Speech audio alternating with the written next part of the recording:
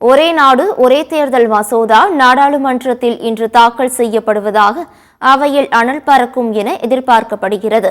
கடந்த மாதம் 25ஆம் தேதி தொடங்கிய நாடாளுமன்ற குளிர்கால கூட்டத்தொடர் அதானி முறைகேடு, மணிப்பூர் மற்றும் சம்பல் வன்முறை உள்ளிட்ட விவகாரங்களால் எதிர்க்கட்சிகளின் அமளி காரணமாக அவை நடவடிக்கை பாதிக்கப்பட்டு வருகிறது.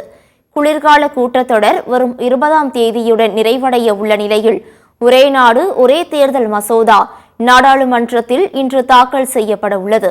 எதிர்க்கட்சிகளின் கடும் எதிர்ப்புக்கு இடையே ஒரே நாடு ஒரே தேர்தல் திட்டம் தொடர்பான 2 முக்கிய மசோதாக்களை மத்திய சட்டத்துறை அமைச்சர் அர்ஜுன் ராம் மேக்வால் மக்களவையில் இன்று தாக்கல் செய்ய உள்ளார்.